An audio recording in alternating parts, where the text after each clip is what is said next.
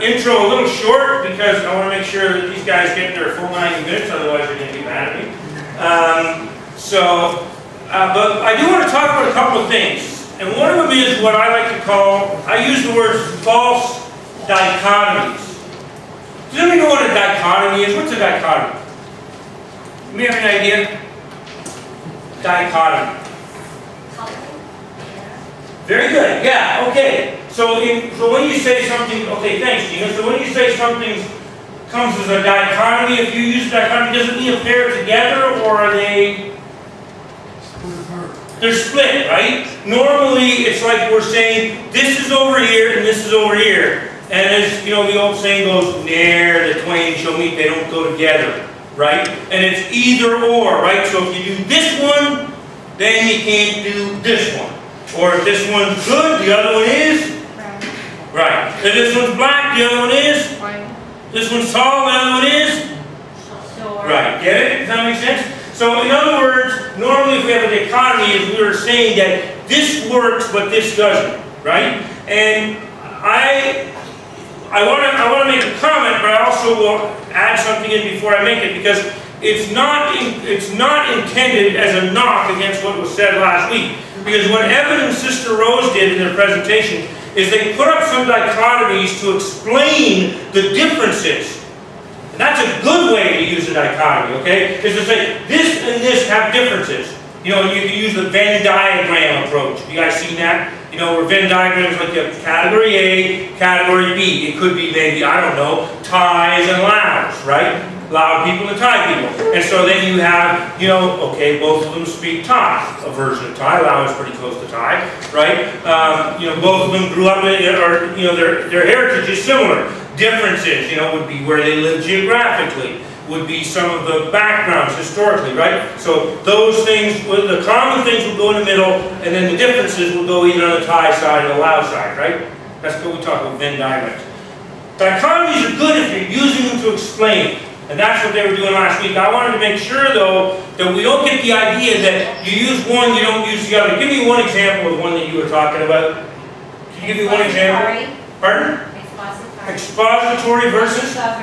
Discovery learning. Expository is kind of like what I'm doing right now, right? When I do this intro every week, I sort of discuss things. There's some interaction, right? I mean, I ask questions and that, but to a large extent, yeah, what I'm doing is I'm going over some information and giving you background and even telling you some of the things to be aware of, right? That's an expository, is when you say, okay, this is what you may have a demonstration, but it's sort of teacher-led, right? Now, discovery, well, what's discovery? We did it last week, what is it? So anybody who doesn't know, I'm going to throw you in the pond after that wonderful presentation last week by Sister Rose and Evan. Everybody should know. What's discovery? Anyway. Finding out something new how? Doing it yourself. Diane? What? Yeah? Doing it yourself. Yeah, do it yourself. Could be, yeah. Go ahead. Try to explore, yeah. Learning by doing all these things come into discovery learning, right? So you have some kind of structured format for doing that in the classroom, right? Which is what we saw last week. But here's what you got to understand. It's not a case that expository is always bad and discovery is always good. And it's certainly not a case that discovery is always good and expository is always bad. Let me just give you a couple of things to see if you can guess what you should teach. Okay, let's take an example of, in a safe environment, a scientific experiment whereby you're trying to check on the properties of certain kinds of liquids under different temperatures and seeing when it changes and so on. What do you think? You use discovery. Why? Experimentation. It's like I said, safety. If it's safe, there's no reason not to do it, right? So that's what we understand. Be careful that we don't get into the idea of dichotomies, because they're false. I call them false dichotomies. It means that you use both. Like right now, I'm doing a quick summary before we start. It wouldn't be appropriate for me to do this quick summary by a discovery learning approach. What do you think? What? What's fun? Now, why wouldn't I want to do it? Like, what's one of the problems if I do? Let's say I do this discovery learning. I want to discover all the ideas that we picked up last week and I do my intro, instead of direct, like I'm doing it right now, I do an expository method. What could be one problem? Time right now. It could take, it might take 10 minutes, right? Hope you don't mind, we're going to give you 10 minutes to present tonight for your 90-minute presentation. Okay, but it takes a long time. You want to summarize things, sometimes an expository method is the only method. So beware, be alert to the fact that dichotomies usually are false. They usually is either wrong. There's so many in education. The one that drives me nuts as a teacher, I gotta be honest, whole language versus phonics. That's insane, it's false. There's some kids that need phonics, kids that have trouble understanding language, kids that can't relate to the structure of words. You gotta teach them phonics. Other kids, my David, I mean, you know, like he was almost born wanting to read. You know? I mean, if I sit there and do every sound group with him, he's gonna hate me. He wants to read, and he can do it. So you don't use, you don't teach, it depends on the kid, depends on the situation. Phonics is sometimes superior, whole language is superior.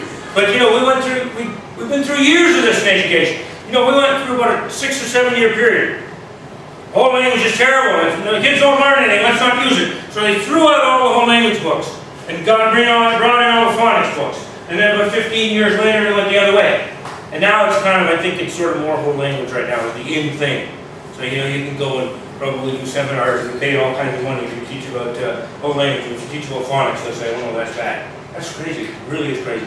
Okay? So we have to be careful of that. The only other thing I wanted to mention very quickly, because I need to get these people their time, is structure. Discovery learning, and I hope you picked this up from last week, even though there's a lot of discovery going on, even though there's learning like trial and error, learning by doing, experimentation, all those wonderful adjectives are there and they all work, you have to have, there's still structure. It was very structured the way they set it up.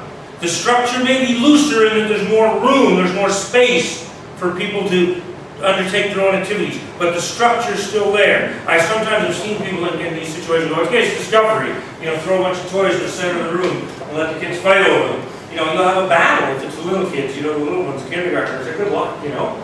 And if you do that at higher levels, you may never get the learning you want. Okay? So there's always got to be structure there. Now, notice what Sister Rose did towards the end. When things did start to get a little off and people weren't getting quite some of the things they needed to pick up from this, and she started asking them questions. Well, what about this? Well, what is the change? Okay, and then when somebody picked it up and they had the, you know, the gooey stuff all going down in their hand, right? And it had been hard and then it was softening up. And she said, okay, now what does it tell you about the molecules? What about the molecular structure? Oh, well, I guess it was tighter, and then I eased the pressure, and I guess it loosened up, and I guess it goes more liquid. Okay, right? But she's driving through her questions, right, is channeling the direction of the discovery. Does that make sense? Okay, so it's still very structured. Okay, and I'm going to let you guys take over.